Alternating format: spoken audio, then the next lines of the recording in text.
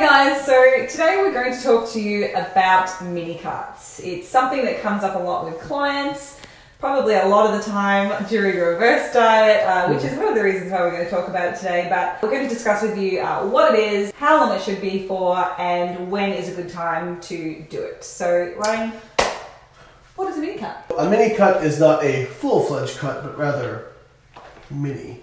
Enough to get good results, but not long enough to make you feel like you're going through a fully fledged diet. Yeah, so basically, I like to use mini cuts as a way to keep people motivated, because as you talked about, when people are going through a long reverse, a lot of times they get uncomfortable with themselves. If you can just get a few pounds off, they'll feel better, they feel like they made some progress, you can get back on the reverse. And if you do that in a week or two, you know, you're not really slowing somebody's metabolism that much or anything like that. But I see a lot of people really misuse these too. If you're somebody who has a really long history of dieting and you've only been reversing like 4 weeks, now is not the time to cut. No. So you're actually going to do a mini cut for the ulna because you want to feel a little more comfortable. You've been reversing for 14 weeks now? Yes. Now, why is it appropriate for you at this time to be doing a mini cut? Why do you feel comfortable doing it for yourself? And like, what is the reasoning that you used?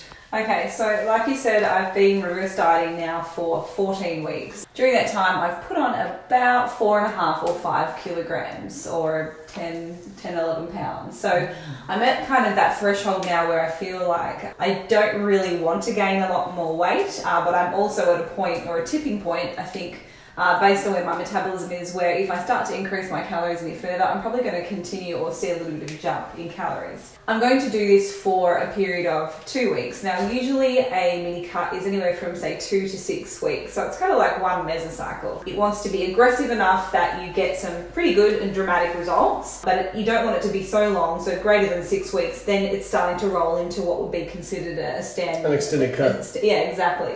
And the reason that is if you start to do these extended duration cuts, then you're starting to risk, making some changes or negative changes to your metabolism. So we start to see that slowing of your resting metabolic rate. So that's about the maximum amount of time that I would want to see a client on for a mini cut. So the reason we've got the Arnold's coming up in 3 weeks' time. So I'm not starting this week, but next week I will be. And it's going to be fairly aggressive. Yeah, I think if you're going to do it, I tell people it's like war: get in, dominate, and get out. So what I've seen with a lot of clients is they fuck around with these mini cuts. They really do. Like, I really want to cut, and then they do it, and then they're not compliant. I had a holiday this thing or I had that thing. No, if you're going to do this, this is your priority. Get in and get it done, and then get back to reversing. For you especially, I think, with World Championships coming up in August, we need more time to work on your metabolism. It's not where we want it. We do. So now, if we get in, we get like a kilo or 2 off, you feel better, feel a little bit refreshed, mentally refreshed. Okay, now we can get back after it. Yeah. You'll be motivated. You'll look a little bit better, be more comfortable with yourself. I know you work opposite of how you actually brain should work, where the worse you look, the less hard you work. Yeah. Isn't that a weird concept? I don't know if you guys have found this. It's that recency, bruh. Yeah, I feel like when I'm not getting results and I'm not lean or I've got a lot of macros to use, I think my compliance is actually a lot worse. So yeah, I'm kind of at that threshold now where I am probably starting to make mistakes because I don't really care or like or enjoy what I'm seeing. So the positive of this and what could potentially happen is after the 2 weeks of dieting, so it's going to be aggressive, I'll probably be dropping my calories by about 400 or 500 just for that 2 week period, and I'm going to have to nail those 2 weeks to make sure that I get my weight down, because if I don't, I'm just going to buffer around and nothing much is going to happen. So 2 weeks should be a kilo of weight coming down, but from that point, if I start my reverse diet again and start really slowly and conservatively increasing my calories, I do have the potential to actually kind of reset, as in make progress on that reverse. So I will be getting my weight down lower, but working back up my calories again, and hopefully not increasing your body weight increasing my body weight as much, which is the goal of a reverse, is to try and get to a certain low weight point and then reintroduce calories very conservatively and help repair your metabolism. Yeah. So, and the other thing is, your calories are actually up in the normal range now. They so are. You're actually in a normal range. Yeah. A lot of people we work with want to start mini cuts when they're still below what a normal calorie range would be. So let's just define that for you if you're wondering what normal range is. So based on somebody that is kind of weightlifting and training regularly, so I would say or categorize that kind of person as someone that trains between 4 to 6 times per week in the gym, and maybe they do an extra hour of cardio per week, or maybe they do 6,000 or 7,000 steps every day but no planned cardio. So that would be the definition of what I would say is this exercise range. Then for your calories, it would be considered very low if you're somewhere between 20 and 30 calories per kilogram of lean body mass. Mm-hmm. Normal would be somewhere between 30 and say 45. And again, it will differ from males and females. Yeah. Males are obviously at the upper end of this range. And then above 45 calories per kilogram of lean body mass. And where are you sitting at would right be now? high.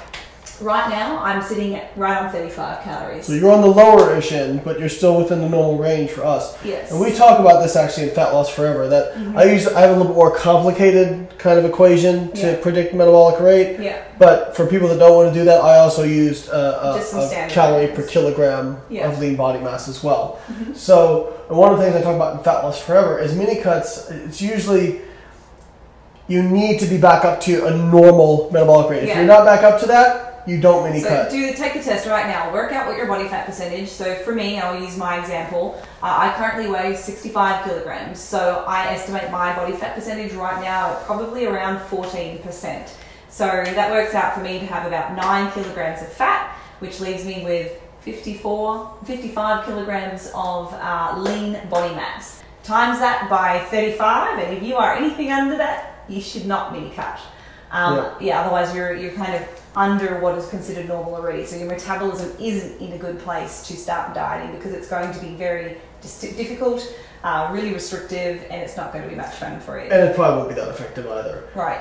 And one more point I want to bring up is that mini cuts, I actually would say 2 to 4 weeks. Mm-hmm. I think 6 weeks is an extended cut. Because you're going to need a diet break in there. Mm-hmm. Because there's research to show that the majority of the metabolic slowing is it's a 2-week kind of thing. Mm-hmm. So that's why a lot of the studies, like the Matador study, did 2 weeks on, 2 weeks off. Mm-hmm. So in that first 2 weeks of metabolic slowing is mostly, it seems to have something to do with glycogen depletion. That's one trigger. And then when you get to the end of your body fat set point range, that's another trigger. So then let me ask you this. Would it make a difference then if I said to you, I'm doing a conservative 6-week mini cut? So yes, it would make a difference. Does it, defining the rate of loss might be a more appropriate way to look at this? Yeah, like how I much think weight so. are you intending on losing in that time? I think so, but especially for you, you don't do well with slow, gradual cuts. Yeah, I need something to aim. Yeah, you need to see movement right away. Otherwise, you're convinced nothing's I think that's happening. the thing is I have a very adaptive metabolism, and it works. But you're also not that much different than most women. Yeah. So that's why I say for people, if you're going to do a mini cut, do a couple weeks, get in, be aggressive, and get out. What I mean by adaptive metabolism is that when I diet, if I just move my calories down a couple of hundred calories, let's say 200, I probably wouldn't see a change. I need a big drop for my metabolism to wake up and go, oh, you're dieting now. But the good thing is it also works in the reverse direction. So if you only give me a small increase, my weight probably doesn't change. But if I gave myself a big increase, if I would hear it, right. So that works really well for a reverse diet because I can do small incremental increases and I don't really see much of an increase. And I talked about that in Fat Loss Forever as well. Yeah. As you know, there's this kind of maintenance calories aren't really like a point. It's more like a range of a couple hundred calories. Yeah. All right, guys. I think that's it for this video on mini cuts. Yes. If you have any questions, leave them below in the comments for us. Like the video, subscribe to our channels, buy our shit. Yeah.